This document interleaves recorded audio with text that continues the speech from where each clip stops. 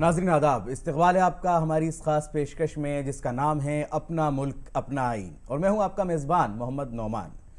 दोस्तों, मुल्क के संविधान ने यानी आइन ने हर शहरी को यकसा हुकूक दिए हैं। ना सिर्फ सबको बराबर के हुकूक दिए गए हैं बल्कि बाइज्जत ज़िंदगी बसर करने का हक भी दिया गया है। लेकिन कई मरतबा मालूमात की कमी होने की वजह से लोगों को काफ़ी दुश्वारी का सामना करना पड़ता है। हमारे इस प्रोग्राम के जरिए हमारी कोशिश होती है आपके कानून आप तक पहुंचाने की और आपको हासिल हुकूक से आपको रूबरू कराने की। इसी सिलसिले में आज हम बात करेंगे किराएदार को हासिल हुकूक की। जी हाँ, लीगल राइट ऑफ टेनेंट्स। क्या है किराएदार के कानूनी हुकूक? इस पर बात करने के लिए आज हमारे साथ स्टूडियो में मौजूद हैं दो खास मेहमान। हमारे साथ हैं दिल्ली हाईकोर्ट के मारूफ वकील दीपजोत सिंह साहब, और हमारे दूसरे खास मेहमान हैं जाने माने वकील जोगेंद्र सिंह शहरावत साहब। आप दोनों का आज की इस पेशकश में बहुत बहुत इस्तकबाल है। जब हम बात करते हैं किराएदार के हुकूक की, उसके अधिकारों की, और मुल्क में एक बड़ा तबका हमारे यहाँ ज़्यादातर आबादी जो है वो कहीं ना कहीं किराए पर रहती है, वो कौन से ऐसे राइट्स हैं, वो कौन सी उसके हुकूक हैं जिसको जानना हर किराएदार के लिए ज़रूरी है? दीपजोत। किराएदार के हक बहुत ही इम्पोर्टेंट है। उनके मेन 3 हक जो कानून उनको प्रोवाइड करता है कि उनको ज़बरदस्ती अपनी जगह से ना बाहर निकाला जाए। दूसरा हक ये दिया गया है कि उनसे ज़बरदस्ती ज़्यादा किराया ना लिया जाए। तीसरा ये है कि जिस जगह पे वो किराए पे रह रहे हैं उस जगह को इस तरह से मेंटेन रखे लैंडलॉर्ड ताकि वो रहने लायक रहे, उसकी ना बिजली काटी जाए, अननेसेसरी ना पानी काटा जाए या किसी तरह की परेशानी दी जाए। जो बेसिक नेसेसिटी है जीने के लिए, हैबिटेबल होनी चाहिए वो वाली पर्टिकुलर प्रॉपर्टी। तो ये उनके 3 मेन हक हैं। बहुत अच्छी बात आपने बताई कि 3 उनके मेन हक हैं। और अब मैं जोगिंदर साहब से जानना चाहूँगा कि जब भी किसी कानून की बात होती है, जब भी किसी के राइट्स की बात होती है, तो कुछ ना कुछ कहीं ना कहीं कोई ज़रूरत महसूस की जाती है। तो हमारे देश में कभी ये ज़रूरत महसूस की गई कि हाँ, किराएदार के लिए भी कुछ राइट्स जो हैं हमें बताने पड़ेंगे, उनके लिए भी कुछ कानून हमें रखने हैं? जी, द्वितीय विश्व युद्ध के बाद जब शहरीकरण बढ़ा तो उस समय अर्बन क्षेत्र में, शहरों में गांवों से पलायन स्टार्ट हुआ। तो उसके बाद शहरों में एक डिमांड शुरू हो गई किराए के घरों की, क्योंकि हर आदमी अफोर्ड नहीं कर पाता था कि वो अपना घर बना सके शहर में, क्योंकि लेबर क्लास थी, फैक्ट्री या इंडस्ट्री लगनी शुरू हुई थी। तो जो लेबर गांव से आ रही थी उनको कहीं ना कहीं रेजिडेंशियल अकोमोडेशन चाहिए थी। तो उस पर्पज़ के लिए जब ये हो गया कि मकान मालिक अपने हिसाब से ही चीज़ें मैनेज करने लगे, कुछ किराया फालतू देने लग गया तो उसने पुराने किराएदार को ज़बरदस्ती निकालना शुरू कर दिया। इस तरह के जब डिस्प्यूट रेज हो गए, बिजली पानी या अन्य सुविधाएं ना देना, किराएदार को एक स्लम बना के रख देना, तब सरकारों को महसूस हुआ कि किराएदारों के लिए भी कुछ हकूक़ जो हैं, अधिकारों के लिए कुछ करना जाना चाहिए। तो 1948 में सबसे पहले हमारे यहाँ किराएदारों के लिए कानून आया। उससे पहले अंग्रेज़ों के टाइम के थे जो लीज राइट्स के लिए थे, जो प्रथम विश्व युद्ध के बाद स्टार्ट हुए थे। लेकिन जो एक्चुअल में हम देखें तो 1948 के बाद दिल्ली में या देश के अंदर किराया कानून शुरू हुए, जो प्राथमिकता थी किराएदारों को उनके हकों के लिए प्रोटेक्शन देने की। ये एक बहुत अहम स्टेप्स था गवर्नमेंट का कि अब हमारे मुल्क के अंदर एक आज़ाद हिंदुस्तान है और वहाँ पर किराएदार जो है उसको भी बराबरी के हुकूक हासिल हों, उसकी जो रेजिडेंस है या जहाँ भी वो रहता है वो बाइज्जत तरीके से रह सके। एक बहुत अहम चीज़ होती है दीपजोत जी, जब कोई इंसान किसी की प्रॉपर्टी में जाता है रहने के लिए तो उन दोनों के बीच में एक एग्रीमेंट होता है। बिल्कुल। इस एग्रीमेंट का वर्बली होना या रिटर्न में होना कितना ज़रूरी है? हमारा जो कानून है वो ये कहता है कोई भी टेनेंसी या रेंट एग्रीमेंट है उसको हमेशा रिटर्न में होना चाहिए। आए दिन जो नए लॉ भी पास होते हैं तो उसके अंदर भी इसी चीज़ को दोहराया गया है कि मान्यता उसी चीज़ को दी जाएगी जो लिखित में है। ओरल टेनेंसी एक टाइम पे था जो चलती थी, उस टाइप को हम कह सकते हैं पगड़ी सिस्टम भी। हम रेंट दे दिया करते थे, हमें रसीद मिल जाती थी।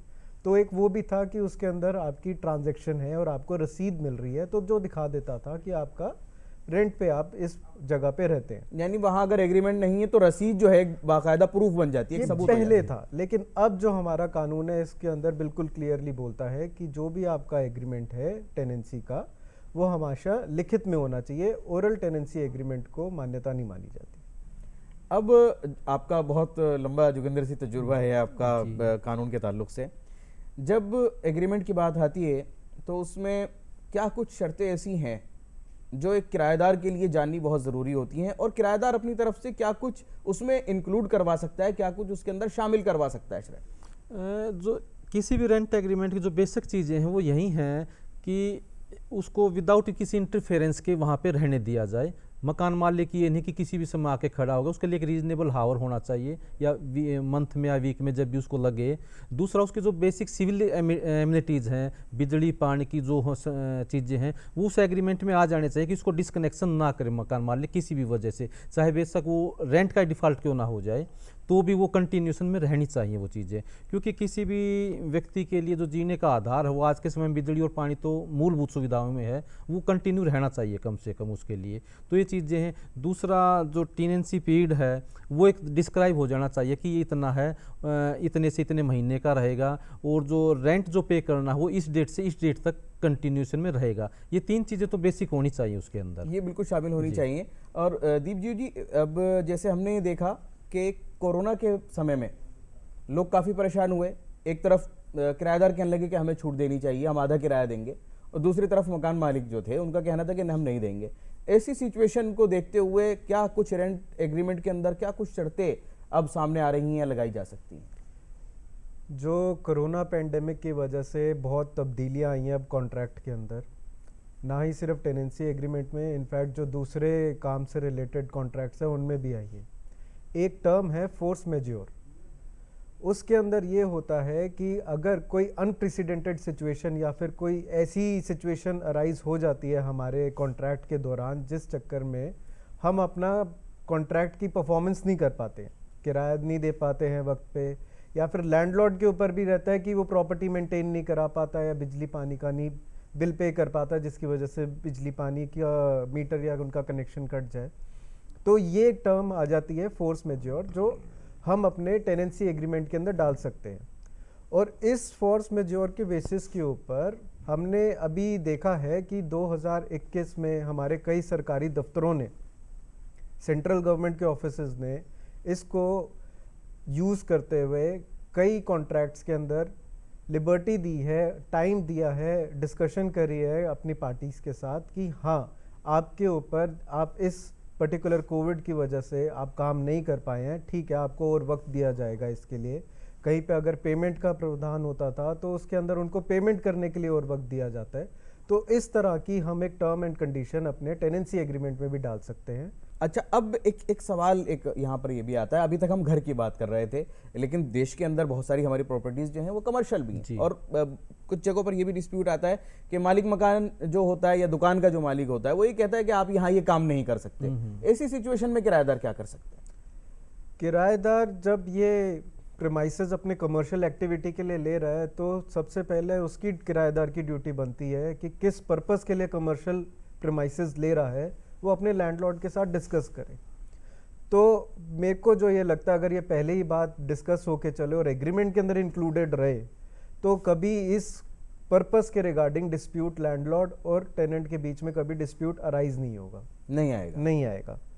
लेकिन हाँ, जब भी आप कोई कमर्शियल प्रीमाइसेस लेते हैं, हमेशा वो जो आप क्या एक्टिविटी वहाँ पे परफॉर्म करना चाहते हैं वो आपके एग्रीमेंट के अंदर इंक्लूडेड होती है। तो अगर अपार्ट फ्रॉम दैट, अगर उस कमर्शियल एक्टिविटी के अलावा आप किसी और कमर्शियल एक्टिविटी के अंदर यूज़ कर रहे हैं, देन लैंडलॉर्ड के पास राइट है कि उनको नोटिस दे एंड बोले उनको कि आप जो कमर्शियल एक्टिविटी कर रहे हैं गलत कर रहे हैं और हमारे एग्रीमेंट के हिसाब से नहीं कर रहे। तो उसके लिए फिर लैंडलॉर्ड उसके अगेंस्ट एक्शन ले सकता है। उससे बचने के लिए बेहतर है कि आप जो भी काम कर रहे हैं उसको पहले डिस्क्लोज कर दें, चाहे उसको एग्रीमेंट के अंदर बता दें। अब बहुत सारी जगहों पर शहरवाज साहब ये भी परेशानी आती है कि ठीक है, एक व्यक्ति किराए पर है, चाहे वो दुकान हो या मकान हो, लेकिन उसकी जो हालत है, उसकी जो मरम्मत मांग रही है और बहुत ज़्यादा ख़राब है। किराएदार इसलिए नहीं करवाता क्योंकि वो किराएदार है, वो मकान मालिक से किस तरह उसको रिपेयर करवाए, क्या उसका राइट बनता है रिपेयर करवाने? अगर मकान है या व्यावसायिक प्रतिष्ठान जो भी है, अगर उसकी हालत जर्जर हो गई है और रिक्वायरमेंट है कि उसकी मरम्मत की जाए और मकान मालिक उसे लिंगर ऑन कर रहा है या नहीं करवा पा रहा किसी भी रीज़न से, तो किराएदार थ्रू कोर्ट भी उसे करवा सकता है। ये मालिक की जिम्मेदारी है कि उस बिल्डिंग की प्रोटेक्शन करे, उसकी रिपेयर करे, या किराएदार थ्रू कोर्ट ही उसे खुद रिपेयर करा सकता है, लेकिन जो एक्सपेंसेस जो बोर्न होंगे वो रेंट से डिडक्ट हो सकते हैं इन फ्यूचर। यानी जो उसने किराएदार ने उसको रिपेयर करवाने में जो खर्चा किया है वो मकान उसके मालिक किराए में से जी हाँ, कटेगा। जी हाँ, उतना वो काट सकता है। जी हाँ। ये कोर्ट की तरफ से उसको प्रावधान दिया गया, जी, उसको इजाजत जी, मिली जी हुई है। हाँ। अब इसमें ये भी कुछ जगहों पर मसला आता है कि किराया तो बहुत नॉमिनल है। अगर हम पुरानी प्रॉपर्टीज की बात करें, कहीं 10 रुपए है, कहीं 50 रुपए है। ऐसी सिचुएशन में वो जो मकान का जो मालिक है वो डिनाई करता है। अब ऐसे जब मामला फंस जाता है तब वो किस तरह से रिपेयर होगी वो जायदाद? तब भी वो कोर्ट के माध्यम से ही होगा, या उन दोनों की जो आपस की जो सहमति है ना, तभी हो पाएगा। क्योंकि कोर्ट भी मकान मालिक को उस हालात में ज़्यादा दबाव नहीं डाल सकता कि जो किराया है बेचारा 20 रुपये ले रहा है, वो 5,000 रुपये रिपेयर में कहाँ से लगाएगा, कहाँ से लगाए? हाँ, तो ये भी एक बड़ी क्रिटिकल सिचुएशन आ जाती है कई बार। लेकिन वहाँ फिर कोर्ट यही है कि मध्यस्थता के माध्यम से, आजकल मीडिएशन सेंटर बने हुए हैं, उनके माध्यम से एक बीच का रास्ता निकालने की कोशिश करते हैं कि कुछ एक्सपेंसेस मकान मालिक बोन कर ले और कुछ जो है किराएदार बोन कर ले, ताकि दोनों की बात बनी रह जाए और उस घर में बैठे रह सके वो। दोनों की बात बनी रह जाए। हाँ। लेकिन आंकड़े ये बताते हैं कि ज्यादातर बात बन नहीं पा रही और मुकदमों की तादाद बहुत बढ़ती जा लंबी रही है। बढ़ती जा रही आपका एक्सपीरियंस क्या कहता है, किस तरह के मुकदमे आते हैं, किराएदार किस तरह से परेशान होकर के कोर्ट में आते हैं? किराएदार का तो जो दो कारण होते हैं, एक तो बिजली और पानी की समस्या, और तीसरा थ्रेट मकान मालिक की तरफ से धमकी की, ज़बरदस्ती मकान खाली करवाने की। तो इन दोनों ही सिचुएशन में उसे कोर्ट का सहारा मिल जाता है, क्योंकि कानून ये कहता कि आप किसी भी व्यक्ति को जो वहाँ एक सेटल्ड पोजीशन में बैठा हुआ है उसे आप ज़बरदस्ती नहीं निकाल सकते। उसका माध्यम केवल न्यायालय है, न्यायालय के माध्यम से उसे आप निकला सकते हैं। और दूसरा यह कि अगर कोई बिजली पानी, मान लो कोई थोड़ा बाहुबली टाइप का मकान मालिक है, वो ज़बरदस्ती बिजली पानी कटवा देता है किसी महकमे के साथ मिलके, तो कोर्ट के द्वारा उसे वापस लगवा सकता है किराएदार। मैं ये भी एक सवाल आपसे करना चाहूँगा कि जैसे अभी सर ने कहा कि बोनाफाइड रिक्वायरमेंट में कोर्ट को ये देखना होता है कि जो मालिक है उसके पास क्या ऑल्टरनेट रेजिडेंस या उस काम के लिए जगह है या नहीं है। इन तमाम बातों को क्या किराएदार के लिए जिम्मेदारी होती है बताना, या कोर्ट उसको खुद फाइंड आउट करे? जब बोनाफाइड रिक्वायरमेंट की बात आ जाती है तब कोर्ट का एक प्रिजम्पशन ये रहता है कि मकान मालिक को अब ज़रूरत है प्रॉपर्टी की, तो वो कोशिश करते हैं कि ये वाला जो है केस है जल्दी इसको डिसाइड किया जाए आफ्टर पूरा ट्रायल। टेनेंट को भी पूरी अपॉर्चुनिटी दी जाए उसका हक रखने की। तो उस केस के अंदर क्या होता है कि कोर्ट के आगे टेनेंट को जब नोटिस आ जाता है कोर्ट से ये बोनाफाइड रिक्वायरमेंट पिटीशन के अंदर, तो उसको एक एफिडेविट के ऊपर स्टेट करना पड़ता है, बताना पड़ता है कि हाँ लैंडलॉर्ड क्यों झूठ बोल रहा है और इसको क्यों इसकी बोनाफाइड रिक्वायरमेंट नहीं है। तो वो पूरा जो ओनस है, ड्यूटी है, टेनेंट की बनती है कि पूरा मटेरियल कोर्ट के आगे लेकर आए, वो प्रूव करे, वो प्रूव करे कि लैंडलॉर्ड को जरूरत नहीं है, उसके पास और भी प्रॉपर्टीज हैं, या फिर अननेसेसरी ये एक रीज़न बना के मेरे को इविक्ट किया जा रहा है ताकि यही प्रॉपर्टी किसी और को महंगे दामों पे दी जाए। तो ये ओनस लेकिन टेनेंट के ऊपर ही आता है। कोर्ट के ऊपर ये फिर बात आ जाती है जब एक बारी मटेरियल सामने आ जाता है, फिर कोर्ट देखती है कि हाँ अगर वहाँ पे कोई ग्राउंड है, वैलिड ग्राउंड रेज किया है टेनेंट ने, तो कोर्ट उसको लीव ग्रांट करती है, देन वो एक ऑर्डिनरी सूट में बन जाता है। तो ये सारा ओनस हमारे टेनेंट्स के ऊपर ही पड़ता है कि उन्हीं को मटेरियल लेकर आना पड़ेगा कोर्ट के अंदर, प्रूफ लाना पड़ेगा कि लैंडलॉर्ड को बोनाफाइड रिक्वायरमेंट नहीं है, उसके पास या तो ऑल्टरनेटिव प्रेमाइसेस हैं या फिर वो सेम काम ऑलरेडी एक ही जगह से कर रहा है लेकिन अब ज़बरदस्ती मेरे को बाहर निकालने के लिए इस वाली प्रॉपर्टी को खाली कराना चाहिए। यानी उसका जो दावा है वो कहीं ना कहीं अभी तक झूठा है, उसको प्रूफ करने के लिए किराएदार को सबूत लेकर के उसी को ही लेकर। अब जब हम बात करते हैं एग्रीमेंट की, एक इंसान कोई जगह किराए पर ले रहा है, उसका एग्रीमेंट भी हो गया, लेकिन उसको जाने के बाद ये लगता है कि नहीं ये जगह मेरे लिए सूटेबल नहीं है, और उसने वो एग्रीमेंट जो है 1 साल 2 साल 3 साल या 5 साल का कर लिया। अब एक किराएदार उस जगह से किस तरह से निकल सकता है? उसमें एक क्लोज होता है, हर एक कॉन्ट्रैक्ट में बेसिकली बनता ही है वो कि 1 महीने का नोटिस।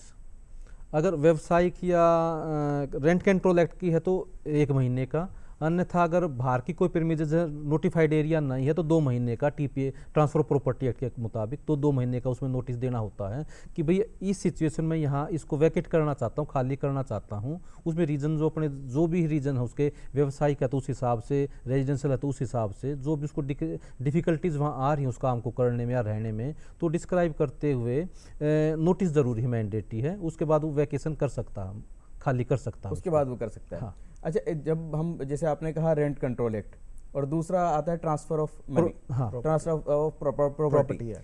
इन दोनों के अंदर क्या डिफरेंस है और इन दोनों में अगर बात की जाए तो किराएदार के लिए कौन सा ज्यादा फायदेमंद है? सिंह साहब। किराएदार के लिए ज़्यादा beneficial Delhi rent control act है। दिल्ली रेंट कंट्रोल एक्ट के अंदर कुछ कंडीशंस है जिसके बेसिस के अंदर आप दिल्ली रेंट कंट्रोल एक्ट के अंदर फॉल करते हैं। अगर वो कंडीशंस आप मीट नहीं करते, आप ट्रांसफर ऑफ प्रॉपर्टी एक्ट के अंदर आ जाते हैं। कानून जो है दोनों कानूनों के अंदर बराबर का हक देती है, दोनों लैंडलॉर्ड और टेनेंट को अपना हक रखने के लिए, अपना केस जीतने के लिए, अपने आप को प्रेजेंट करने के लिए। तो जहाँ तक मेरे को लगता है दिल्ली रेंट कंट्रोल एक्ट के अंदर प्रोविजंस स्पेसिफिक हैं टेनेंट के लिए एंड लैंडलॉर्ड के लिए भी कि आप इन प्रोविजंस के अंदर ये रिलीफ अपनी सीख कर सकते हैं। जबकि ट्रांसफर ऑफ प्रॉपर्टी एक्ट के अंदर it's a very normal law, और जो हमारा डीआरसी आ जाता है, दिल्ली रेंट कंट्रोल आ जाता है, ये स्पेशल लॉ है टेनेंसी के लिए। तो मेरे को लगता है कि दिल्ली रेंट कंट्रोल एक्ट ज़्यादा फेवरेबल है थोड़ा सा आपके मुताबिक। इसी पर मैं रिमार्क्स लेना चाहूँगा शहराबाद साहब का। सर, टीपीए या रेंट कंट्रोल एक्ट? अगर जहाँ तक किराएदार की बात है तो उसमें तो Delhi rent control act better है, लेकिन उसमें एक दो चीज़ें जो नुकसानदेह हैं कि पूरी दिल्ली में दिल्ली रेंट कंट्रोल एक्ट लागू नहीं है। नोटिफाइड एरिया है वहीं लागू है।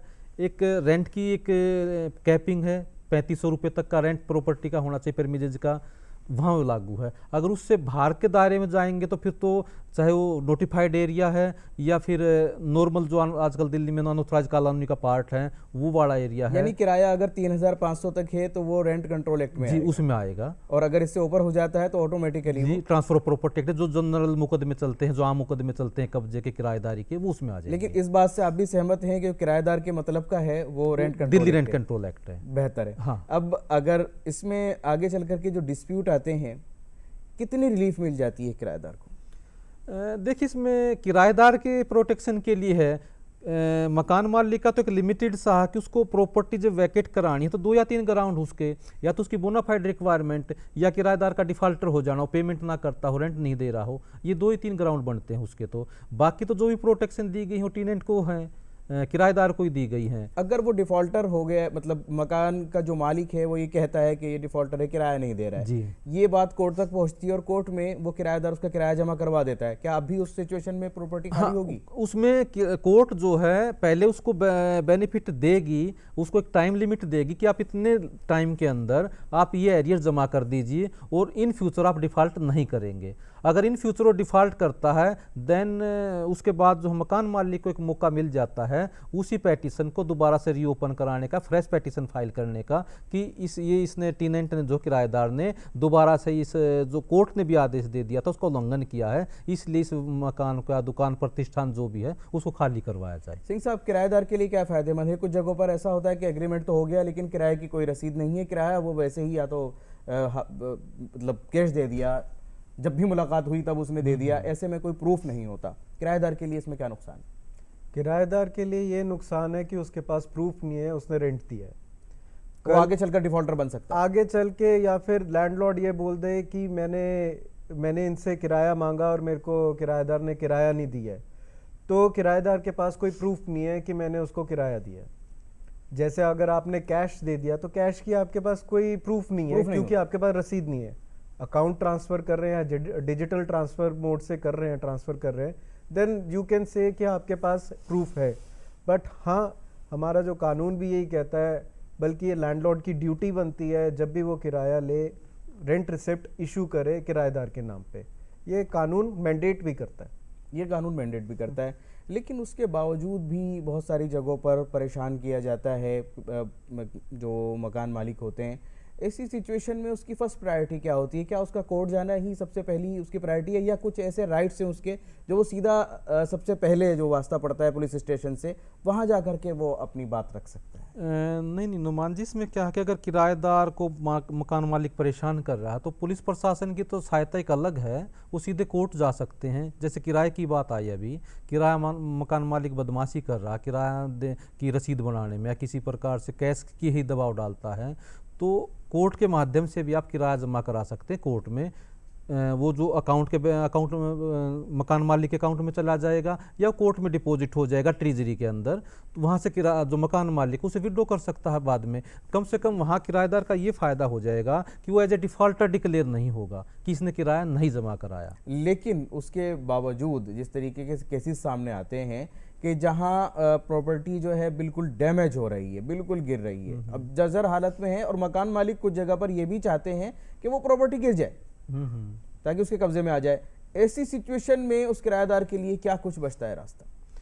उस स्थिति में तो न्यायालय एक माध्यम है ताकि वो जा सके कि उसको अगर प्रॉपर्टी को डेमोलिश भी करना पड़ जाए क्योंकि जर्जर हालात में है वो, तो किराएदार जो है कोर्ट के माध्यम से मकान मालिक पर या जो भी उसका हो सकता है कोई बिल्डर वहाँ आ रहा हो, एक रास्ता है उन बिल्डिंग को डेमोलिशन करवाने के लिए, तो अदालत के माध्यम से कि ये कह सकते हैं कि बिल्डिंग में ही उनको रहने की व्यवस्था करवा दी जाए या उनको अल्टरनेटिव मेडिसिन मकान मालिक की तरफ से दिलवा दी जाए, ये उसमें कोर्ट के माध्यम से ले सकता है कोई भी किराएदार। अब सिंह साहब, ऐसा भी बहुत सारी जगहों पर होता है कि जो उस जगह का मालिक है वो खुद ये कहता है कि ये जगह मेरी अब गिरने वाली है, तो मुझे इसको खाली करवाना है, मुझे खाली करवा दिया जाए, या वो खुद डायरेक्टली दबाव डाले या कोर्ट के थ्रू दबाव डाले। ऐसी सिचुएशन में वो किराएदार कहाँ जाएगा? उस सिचुएशन के अंदर ये रहता है जब मकान मालिक को चाहिए कि मेरे को प्रॉपर्टी पूरी फिर से बनानी पड़ रही है या फिर रिपेयर करानी पड़ रही है, तो एक जस्टिफाइड रीज़न के साथ पहले वो टेनेंट को एक नोटिस देगा 30 दिन का, जहाँ की वो बताएगा कि मेरे को प्रॉपर्टी आपसे मैं क्यों खाली करा रहा हूँ और मेरे को प्रॉपर्टी रिपेयर करनी है या फिर नहीं बनानी है। उस केस के अंदर जो टेनेंट के पास है 30 दिन का वक्त आ जाता है अपने लिए ऑल्टरनेट अकोमोडेशन ढूंढने के लिए। एक बारी जब वो प्रॉपर्टी रिकंस्ट्रक्ट होगी या रिपेयर हो गई है, देन अगेन लैंडलॉर्ड की ड्यूटी बनती है अपने टेनेंट को नोटिस देने की कि ये प्रॉपर्टी रिपेयर हो गई है और रिकंस्ट्रक्ट हो गया, अब आप वापस इसके अंदर आ सकते हैं। तो ये कानून उन हक प्रोवाइड करता है टेनेंट को, जो कि कहता है कि ठीक है, मकान है, मकान के अंदर कभी काम करवाना पड़ता है, रिपेयर कराना पड़ता है, उसके लिए मकान मालिक को मकान खाली करवाना ही पड़ेगा, उसमें कोर्ट भी कुछ नहीं कह सकती है। बट हाँ, जब आपने रिपेयर करा दिया है या रिकंस्ट्रक्ट कर दिया है, लैंडलॉर्ड की ड्यूटी बना रखी है कोर्ट ने कि आप नोटिस देंगे जब भी आपका रेडी हो जाता है मकान, इन्फॉर्मिंग द टेनेंट कि आप अब इस प्रॉपर्टी में वापस आ सकते हैं। अगर वो इन्फॉर्म नहीं करता शरावत साहब जी, उसका एक मंसूबा था कि मैं इनसे खाली करवाऊं रिपेयर के नाम पर या रिकंस्ट्रक्ट के नाम पर, और उसके बाद वो उस किराएदार को नहीं रखना चाहता, ना उसे इन्फॉर्म करता, उसकी जगह वो किसी दूसरे को रख लेता है या नहीं भी रखता, वो प्रॉपर्टी खाली है उसके पास, क्या करे किराएदार? उसमें किराएदार फिर न्यायालय में जाएगा, वहाँ पेटिशन डाल सकता है अपने को रिस्टोर कराने के लिए, अपना कब्जा रिस्टोर कराने के लिए, क्योंकि कहीं ना कहीं टर्म कंडीशन कंप्लाई करने के जो माध्यम हो तो फिर आखिर में कोर्ट में ही जाना पड़ता है। तो उससे पहले तो ये यानी वहाँ उसको ये उसके लिए प्रावधान है कि उसको जो है वो रेजिडेंस दी जाएगी, बिल्कुल, और जो उस जगह का मालिक है उस पर दबाव डाला जाएगा कि वो अपने जो किराएदार हैं उनको अल्टरनेट रेजिडेंस दें या वहीं पर दोबारा विस्थापित करें। जी हाँ, बिल्कुल है, ये बहुत अहम हो जाता है। इसके अलावा भी किस तरह के आपको लगता है कि जो किराएदार हैं वो किन बातों का खास ख्याल रखें कभी भी कहीं पर भी अगर वो किराए पर कोई प्रॉपर्टी ले रहे हैं? एक बार तो उसका टाइटल एक बार ज़रूर चेक कर ले, और मकान मालिक की या बिल्डिंग की हालत क्या है, जिस भी पर्पस के लेना चाहते हैं, जो भी उसका कारण है, चाहे वो रिहायशी है या व्यवसायिक है, जिस तरीके की भी है, उसका इंस्पेक्शन कर ले एक बार अच्छी तरह से। और जो टर्म एंड कंडीशन वो किसी भी अधिवक्ता या वकील के माध्यम से उन्हें एग्रीमेंट को कॉन्टेक्ट करवाना चाहिए। जनरली क्या होता है, हम किसी भी डीड राइटर या पड़ोस की किसी दुकान पे चले जाते हैं, वहाँ से स्टैम्प पेपर लिया और 4 लाइनें लिखवा ली, क्योंकि लोगों के दिमाग में ये रहता है कि वकील के पास गए तो वो भी अपनी फीस लेगा। वो भी अपनी फीस लेंगे। हाँ। और वो जो आप बता रहे हैं, इनके यहाँ एक परफॉर्मा बना हुआ होता है, बस वो उसके ऊपर सिर्फ नाम और एड्रेस चेंज होता है और वो पूरा निकाल कर बिल्कुल। तो ये थोड़ा, हाँ, हमारे यहाँ का जो एक परिचलन चला आ रहा है ना, ये कहीं ना कहीं खत्म होना चाहिए। एक जो हर जो इस तरह का कॉन्ट्रैक्ट होगा, अनुबंध जो भी होगा, वो कहीं ना कहीं एक कानूनी तौर पर बाध्य होना चाहिए दोनों ही पक्षों पर, और जो एक वकील ही उसका एक अच्छा जरिया हो सकता है जो दोनों पक्षों की चीज़ों को अच्छी तरह से उसमें समावेश कर सकता है। बिल्कुल आपने सही कही, और एक वकील को ये बात कहनी भी चाहिए। दूसरे हमारे वकील हैं सिंह साहब, आप कितना सहमत हैं और कितना इसको खतरनाक मानते हैं किराएदार के लिए, जिस तरीके से ये जो लोकल एक एग्रीमेंट हो जाता है कहीं पर भी किसी की दुकान पर जाकर बगैर किसी वकील के? जो हम ये एग्रीमेंट देखते हैं, जो आजकल हम देखते हैं, अमूमन 11 महीने का एग्रीमेंट बना देते हैं। अगर आप उसको ध्यान से पढ़ने लगेंगे तो उसके अंदर कुछ कंडीशंस ऐसी लिखी होती हैं जो उस प्रॉपर्टी के ऊपर एप्लीकेबल भी नहीं होती है। तो आजकल लोग क्या करते हैं, अपना समय बचाने के लिए या फिर अपना काम जल्दी करने के लिए, या फिर ब्रोकर्स जो होते हैं जो प्रॉपर्टी आपको दिला रहे हैं, उनके पास अपना एक स्टैंडर्ड फॉर्मेट है, या फिर वो गूगल से डाउनलोड करके, ऑनलाइन इंटरनेट से डाउनलोड करके बना लेते हैं। इस केस के अंदर नुकसान ये हो जाता है, जो टर्म्स कंडीशन इम्पॉर्टेंट है, आप 11 महीने के लिए रहें, 1 साल के लिए रहें, 2 साल के लिए रहें, 3 साल के लिए रहें, अब जैसे फोर्स मेजोर का एक जो क्लॉज है, आम जनता को नहीं पता, एक वकील को पता है कि अगर कोई इस तरह की स्थिति आ जाती है जहाँ पे आप रेंट नहीं पे कर पा रहे हैं, तो आप कैसे प्रोटेक्ट करेंगे अपने आप को? आपके पास कोई प्रोटेक्शन नहीं है, क्योंकि मकान मालिक के ऊपर कोई भी लीगल ऑब्लिगेशन नहीं आई है सरकार की तरफ से भी, या किसी लॉ के अंदर बोले उनको कि आप इनका किराया माफ़ कर दें, या फिर इनसे किराया अभी ना लें, बाद में लें। ऐसी कोई पाबंदी नहीं आई है। सरकार ने रिक्वेस्ट करी थी, उस रिक्वेस्ट के ऊपर मतलब ये बन जाता है लैंडलॉर्ड के ऊपर अपनी मर्जी है कि वो आगे कैसे इसको लेके चलना चाहता है। कई लैंडलॉर्ड से माफ़ भी किया है, कईयों ने आधा कर दिया, कईयों ने 1/3 कर दिया, कईयों ने वक्त दिया। ये तो लैंडलॉर्ड की मर्जी के ऊपर हो गया। और इसके अलावा भी और बहुत सारे इश्यूज हैं, बहुत सारी ऐसी बातें हैं जो जाननी हर किराएदार के लिए ज़रूरी हैं।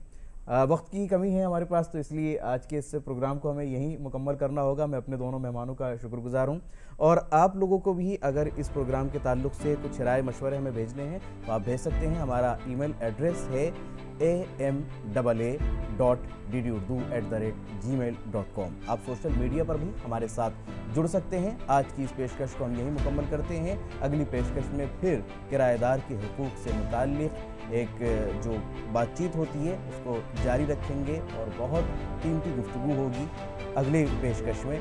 आप हमें यहीं दे दीजिए इजाज़त। खुदा हाफ़िज़।